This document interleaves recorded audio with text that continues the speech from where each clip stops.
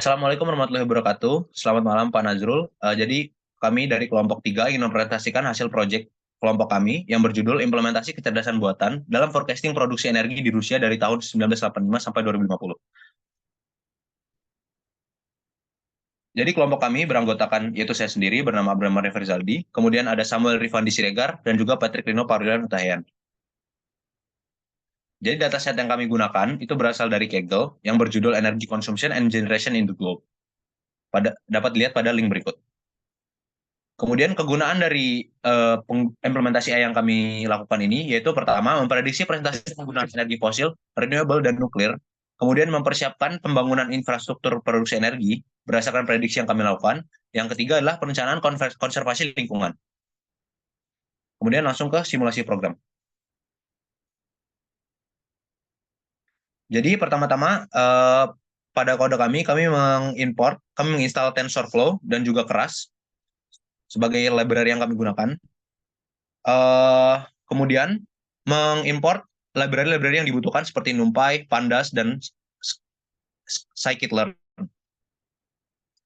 Kemudian data yang kami ambil yaitu dapat dilihat pada dataset AI. Dataset AI ini merupakan data dari produksi energi yang kami dapatkan dari Kaggle yang berbentuk CSV.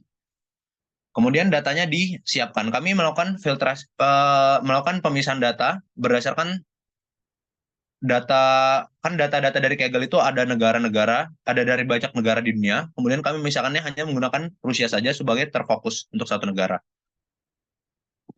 Kemudian kita melakukan normalisasi data, yaitu data fitur year itu dinormalisasi menggunakan min-max scalar untuk memastikan rentang nilai yang seragam. Kemudian model data yang kami gunakan itu dilatih dengan dan juga divalidasi dengan persentase 20% untuk train dan 80% untuk validasi. 80% untuk validasi dari tahun 2013 sampai tahun 2019. Kemudian prediksi dilakukan dengan metode yang akan dijelaskan oleh Mas Patrick, dan kemudian hasil ditampilkan dalam bentuk grafik. Next. Baik.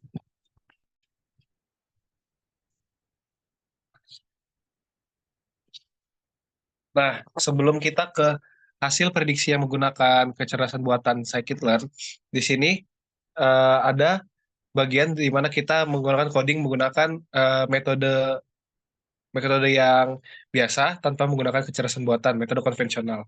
Nah, di sini kita import dulu NumPy, Pandas, dan Matplotlib seperti biasa. Lalu kita baca datasetnya, lalu menentukan variabel-variabelnya. Lalu untuk regresinya kami menggunakan logaritmik. Untuk fungsi ini kami cari dari Microsoft Excel karena ini kan memang data menggunakan metode konvensional, jadi kami mencari yang nilai R kuadratnya paling tinggi dan ditemukan menggunakan regresi logaritmik. Setelah itu modelnya di fit dan diprediksi dan diplot. Nah, hasilnya itu seperti ini, di mana yang titik-titik ini adalah dataset dan yang garis-garis adalah prediksi dari dataset kami. Lalu setelah itu akan digunakan metode menggunakan kecerdasan buatan yang akan dijelaskan oleh Patrick.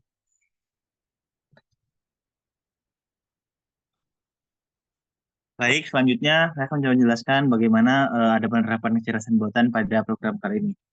Masih mirip dengan sebelumnya, di awalnya dilakukan import dulu, import NumPy, Pandas, scikit-learn, Keras, dan juga ada Matplotlib-nya.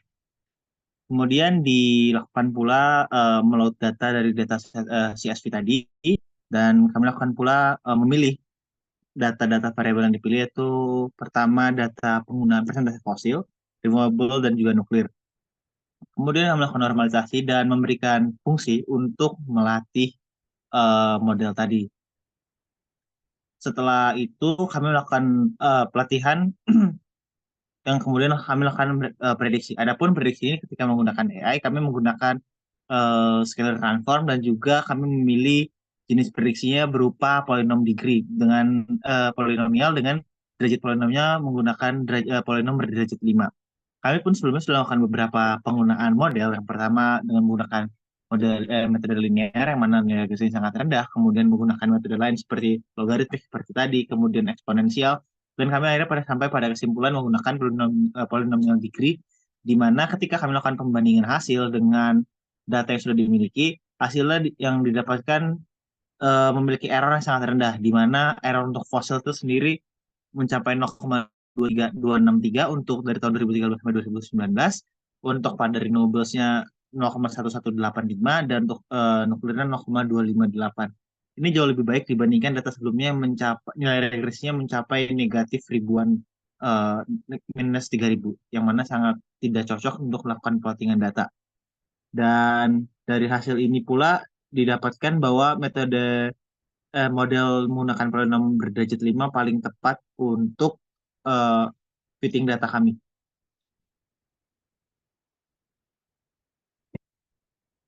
Dapat kita lihat di sini perbandingannya. Ini yang tidak menggunakan AI dan ini yang menggunakan AI. Di sini kita mulai prediksi dari tahun 2013. Di sini kita bisa lihat bahwa fosil di tahun 2050 itu mencapai sekitar 83, 84, 85%. Di angka sebegitu. Sedangkan pada logaritmik 81%. Untuk nuklir pada tanpa AI itu memiliki peningkatan yang sangat lumayan drastis ya, dari sekitar 5% ke 15%. Sedangkan di sini memiliki peningkatan yang lebih lebih masuk akal, yaitu ke angka 7 sampai 10%. Begitu juga renewables. Berarti dapat kita di hasil prediksi validasinya, model polinom order 5 ini sudah sesuai,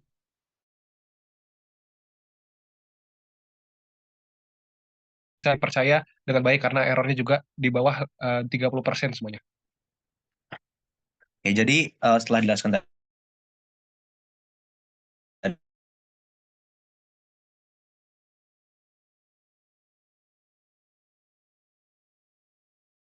tadi, proyek kami ini model polinom produksi energi itu sendiri. Jadi prediksi yang kami lakukan ini dapat memiliki tingkat kepercayaan juga tinggi gitu. Kemudian mungkin dari penerapan ini kami harap mungkin bisa dapat menjadi pertimbangan seperti yang sudah kami jelaskan dalam penggunaan tadi.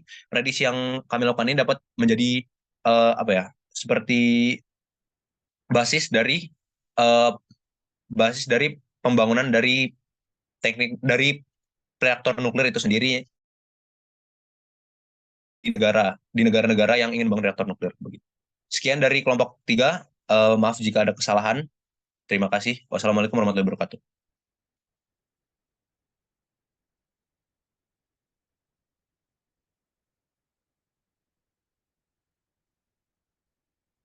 Sebentar.